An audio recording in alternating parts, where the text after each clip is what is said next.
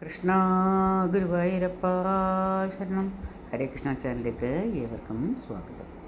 സകല ദോഷങ്ങളും ശമിപ്പിക്കുന്ന പ്രദോഷത്തെക്കുറിച്ച് അറിയാം. വ്രതം, ജപം, ആചാരം ഒക്കെ എന്താണെന്ന് നോക്കാം. സന്ധ്യാസമയം ത്രയോദശി തിഥി വരുന്ന ദിവസമാണ് പ്രദോഷമായി കണക്കാക്കുന്നത്. മാസത്തിൽ 2 പ്രദോഷം വരുന്നുണ്ട്, കറുത്ത പക്ഷത്തിലേതും വെളുത്ത പക്ഷത്തിലേതും. വ്രതനിഷ്ഠകളോടെ മഹാദേവനെ ഉപാസിക്കുന്നവർ 2 പ്രദോഷവും നോക്കി വരുന്നു. ആദ്യം വരുന്ന കറുത്തപക്ഷ പ്രദോഷമാണ് പ്രധാനം. അത് ശനിയാഴ്ച ദിവസമാണ് വരുന്നതെങ്കിൽ ശനിപ്രദോഷം എന്ന് പറയും. അത് അത്യുത്തമമാണ്. എല്ലാവിധ ശുഭാരംഭങ്ങൾക്കും ഉത്തമമാണ് പ്രദോഷ ദിനം. എന്താണ് പ്രദോഷം എന്ന് നോക്കാം. പൊതുവെ വാക്കിൻ്റെ അർത്ഥമനുസരിച്ച് പ്രദോഷം എന്ന പ്രയോഗം അസ്തമയ സന്ധ്യ എന്ന് വിവർത്തനം ചെയ്യാം. പദങ്ങളെ പിരിക്കുമ്പോൾ പ്ര എന്നാൽ ഇല്ലാതെയാക്കുന്നത് എന്നും ദോഷ എന്ന വാക്കിന് രാത്രി എന്നും അർത്ഥമുണ്ട്. ദോഷത്തെ ഇല്ലാതാക്കുന്നത് എന്നും അർത്ഥമുണ്ട്. അതിനാൽ പ്രദോഷം എന്ന പദം കൊണ്ട് ഇപ്രകാരമാണ് അർത്ഥം കൽപ്പിക്കാവുന്നത്. രാത്രിയുടെ പ്രാരംഭം അസ്തമയത്തിന് മുൻപ് 3.25 നാഴിക വരെയുള്ള ഒരു യാമമാണ് പ്രദോഷം. ഐതിഹ്യം എന്താണെന്ന് നോക്കാം. ശിവപുരാണം അനുസരിച്ച് ജഗന്മാതാവായ പാർവതി ദേവിയെ സന്തോഷിപ്പിക്കാനായി രത്നപീഠത്തിലിരുത്തി പരമശിവൻ ദേവിയുടെ മുൻപിൽ ആനന്ദ നൃത്തമാടിയത് പ്രദോഷ സന്ധ്യയിലാണ്. നന്ദികേശനും ദേവാദിദേവകളും അപ്സരസുകളും യക്ഷകിന്നരന്മാരും നാരദമാമുനിയും ശിവസന്നിധിയിൽ ഒത്തുകൂടി സന്ധ്യാസമയം അങ്ങനെ ശുഭമുഹൂർത്തമായി എന്ന് പറയപ്പെടുന്നു. എല്ലാ ദേവാദിദേവകളും സമ്മേളിക്കുന്ന പ്രദോഷ ദിവസത്തെ ഭജനവും വ്രതവും ദേവപ്രീതിക്ക് അത്യുത്തമമായി മാറിയത് അപ്രകാരമാണ്. പ്രദോഷവ്രതം എന്താണെന്ന് നോക്കാം. ആധ്യാത്മിക ക്ലേശം, ആദി ഭൗതിക ക്ലേശം, ആദി ദൈവിക ക്ലേശം എന്നീ 3 ക്ലേശങ്ങളിൽ നിന്നുള്ള മോചനത്തിനാണ് പ്രദോഷവ്രതം ആചരിക്കുന്നത്. വ്രതം അനുഷ്ഠിക്കുന്നവർ തലേദിവസം തന്നെ മത്സ്യമാംസാദികൾ ഉപേക്ഷിച്ച് ഒരു നേരം മാത്രം അരിയാഹാരം ഒരിക്കൽ കഴിച്ച് ഭസ്മം ധരിച്ച് ഓം നമഃ ശിവായ എന്ന പഞ്ചാക്ഷരി മന്ത്രം ജപിച്ച് കഴിയേണ്ടതാകുന്നു. പ്രദോഷ ദിവസം രാവിലെ ബ്രാഹ്മമുഹൂർത്തത്തിൽ ഉണർന്ന് ദേഹശുദ്ധി വരുത്തി നിലവിളക്ക് കൊളുത്തി പഞ്ചാക്ഷരി മന്ത്രവും ശിവനാമജപം, ഉമാമഹേശ്വര സ്തോത്രം, ശിവപുരാണ പാരായണവുമായി പകൽ കഴിച്ചുകൂട്ടാവുന്നതാണ്. സാധ്യമെങ്കിൽ ശിവഭഗവാന് പ്രിയങ്കരമായ കൂവളം നനയ്ക്കുന്നതും കൂവള മരത്തിന് പ്രദക്ഷിണം വയ്ക്കുന്നതും വളരെയധികം നല്ല ഫലങ്ങളെ നൽകുന്നതാണ്. കഠിനവ്രതം അനുഷ്ഠിക്കുന്നവർ തീർത്ഥം പോലും സേവിക്കാറില്ല. പിറ്റേ ദിവസം രാവിലെ കുളി കഴിഞ്ഞ് ശുദ്ധമായ ശേഷം തീർത്ഥം സേവിച്ച് വ്രതം അവസാനിപ്പിക്കാം. എന്നാൽ അന്നേ ദിവസം പ്രദോഷപൂജയ്ക്ക് ക്ഷേത്രദർശനം നടത്തുന്ന ശിവഭക്തർ പ്രദോഷപൂജയിൽ പ്രധാനമായ അഭിഷേകം കണ്ടു തൊഴുത് നേദിച്ച കരിക്കിൻ വെള്ളം സേവിച്ചും നേദിച്ച പഴം കഴിച്ചും വ്രതം അവസാനിപ്പിക്കുന്ന പതിവും ഉണ്ട്.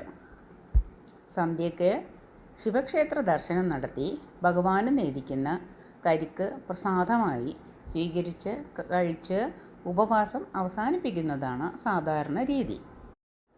വിധിയാവണ്ണം ഇപ്രകാരം വ്രതം അനുഷ്ഠിക്കുകയാണെങ്കിൽ സർവ സൗഭാഗ്യങ്ങളുമേകി ക്ഷിപ്രകോപിയും ക്ഷിപ്രപ്രസാദിയുമായ കൈലാസശായി നമ്മളെ അനുഗ്രഹിക്കുന്നതാണ്. വ്രതം അനുഷ്ഠിക്കാൻ സാധിക്കാത്തവർ പ്രദോഷ ദിവസം ശിവക്ഷേത്ര ദർശനം നടത്തി യഥാശക്തി വഴിപാടുകൾ നടത്തുന്നതും ആഭികാമ്യമാണ്. അതും വളരെ നല്ല ഫലങ്ങളെ പ്രദാനം ചെയ്യുന്നു. മഹാദേവന് 3 പ്രദക്ഷിണമാണ് ചെയ്യേണ്ടത്. ശിവക്ഷേത്രത്തിൽ ആദ്യം തൊഴേണ്ടത് ഭഗവാന്റെ മുന്നിൽ പ്രതിഷ്ഠിച്ചിരിക്കുന്ന നന്ദികേശനെയാണ്. നന്ദികേശൻ്റെ വലതുവശത്ത് നിന്ന് വേണം നന്ദികേശനെ തൊഴാനായിട്ട്. അതിനുശേഷം മുന്നോട്ട് നടന്ന് ശ്രീകോവിലിൻ്റെ വാതിലിൻ്റെ ഇടതുഭാഗത്ത് നിന്ന് മൂർത്തിയെ തൊഴാം. പഞ്ചാക്ഷരി ജപത്തോടെ 3 പ്രദക്ഷിണമാണ് ശിവഭഗവാന് ചെയ്യേണ്ടത്. ഭഗവാന്റെ പുറകുവശത്തായി പാർവതി ദേവി കുടികൊള്ളുന്നു എന്നാണ് ക്ഷേത്രസങ്കല്പം. ഭഗവതിക്കുള്ള പിൻവിളക്ക് വഴിപാട് പ്രധാനമാണ്. ശിവക്ഷേത്രത്തിൽ പൂർണ്ണ പ്രദക്ഷിണം പാടില്ല എന്ന് ഏവർക്കും അറിയാമല്ലോ. ഈ കോവിലിന് ചുറ്റും പ്രദക്ഷിണം ചെയ്യുമ്പോൾ ഒരു കാരണവശാലും ഓവ് മുറിച്ചു കടക്കരുത്. പരമശിവൻ ദ്രവകന്യയെ ഗംഗാഭഗവതിയെ ജടയിൽ സ്വീകരിച്ചിട്ട് ഒരു വശത്തേക്ക് തിരിച്ചുകൊണ്ട് ഓവിനെ ഗംഗാനദിയായി സങ്കല്പിക്കുന്നു എന്നാണ് പറയുന്നത്. ഈ കാരണത്താലാണ് ശിവക്ഷേത്രങ്ങളിൽ ഓവ് മറികടക്കരുത് എന്ന് പറയപ്പെടുന്നത്. പ്രദോഷവ്രതം പ്രധാനമായും അനുഷ്ഠിക്കുന്നത് കുടുംബസൗഖ്യത്തിനും ഭാര്യാഭർത്തൃ സൗഖ്യത്തിനും സന്താന സൗഭാഗ്യത്തിനും ജാതകദോഷങ്ങൾ, ദീർഘായുസ് എന്നിവയ്ക്കും വേണ്ടിയാണ്. പ്രദോഷ ദിവസം പരമശിവനെ അകമഴിഞ്ഞ് പ്രാർത്ഥിക്കുന്ന ഭക്തൻ്റെ ബ്രഹ്മഹത്യാ പാപങ്ങൾ പോലും ഒഴിഞ്ഞു പോകുമെന്നാണ് പറയപ്പെടുന്നത്. 12 മാസം തുടർച്ചയായി പ്രദോഷവ്രതം അനുഷ്ഠിച്ചാൽ സർവ്വ ഐശ്വര്യമാണ് ഫലം. പ്രദോഷങ്ങളെ നിത്യപ്രദോഷം, പക്ഷപ്രദോഷം, മാസപ്രദോഷം, മഹാപ്രദോഷം, പ്രളയപ്രദോഷം എന്നിങ്ങനെ 5ആയി തിരിച്ചിരിക്കുന്നു. ഓരോന്ന് എന്താണെന്ന് നമുക്ക് മനസ്സിലാക്കാം. നിത്യപ്രദോഷം ഇത് എല്ലാ ദിവസവുമുള്ള സമയമാണ്. വൈകുന്നേരം 5:45 മുതൽ 6:30 വരെയുള്ള പ്രദോഷങ്ങളെ നിത്യപ്രദോഷമെന്ന് പറയുന്നു. പക്ഷപ്രദോഷം ഓരോ മാസവും കറുത്തവാവ് മുതൽ 13-ാം ദിവസവും വെളുത്തവാവ് മുതൽ 13-ാം ദിവസവും വരുന്നത് ത്രയോദശിയാണ്. അതാണ് പക്ഷപ്രദോഷ ദിനമായി ആചരിക്കുന്നത്. മാസപ്രദോഷം ശുക്ലപക്ഷത്തിൽ വരുന്നത് മാസപ്രദോഷമായി ആചരിക്കുന്നു. മഹാപ്രദോഷം എന്താണെന്ന് നോക്കാം. മഹാദേവൻ കാളകൂട വിഷം പാനം ചെയ്തത് ഒരു ശനിയാഴ്ചയാണെന്ന് പറയപ്പെടുന്നു. ത്രയോദശി ചേർന്ന് വരുന്ന ആ പുണ്യദിനമാണ് മഹാപ്രദോഷം. പ്രളയപ്രദോഷം ശനിയാഴ്ചകളിൽ വരുന്ന മഹാപ്രദോഷ ദിനത്തിൽ ശിവക്ഷേത്ര ദർശനം നടത്തിയാൽ 5 വർഷം ശിവക്ഷേത്രത്തിൽ പോയ ഫലം ഉണ്ടാകുന്നുവെന്നാണ് വിശ്വാസം. അടുപ്പിച്ച് 2 ശനിപ്രദോഷങ്ങൾ അനുഷ്ഠിച്ചാൽ അർദ്ധനാരീശ്വരി പ്രദോഷം എന്ന് പറയപ്പെടുന്നു. അർദ്ധനാരീശ്വരരായുള്ള മഹാദേവൻ്റെയും ദേവിയുടെയും അനുഗ്രഹങ്ങൾക്ക് പാത്രീഭൂതരായി തീരുകയും ചെയ്യുന്നു. ദോഷത്തെ ഇല്ലാതാക്കുന്ന പ്രദോഷ സമയം എല്ലാ ഭവനങ്ങളിലും സന്ധ്യാദീപം കൊളുത്തി വീട്ടിൽ ഒത്തൊരുമിക്കാൻ കഴിയുന്ന അംഗങ്ങൾ ഒരുമിച്ചിരുന്ന് ഉച്ചത്തിൽ തന്നെ നാമജപം ചെയ്യേണ്ടതാകുന്നു. ജീവസുറ്റ ഭവനവും പ്രസരിപ്പുള്ള മനുഷ്യരും എന്തിനേറെ പരിസരത്തുള്ള പക്ഷിമൃഗാദികൾ, വൃക്ഷലതാദികൾ എന്നിവയ്ക്ക് പോലും അതിൻ്റെ സത്ഫലം ലഭിക്കുന്നതാണ്.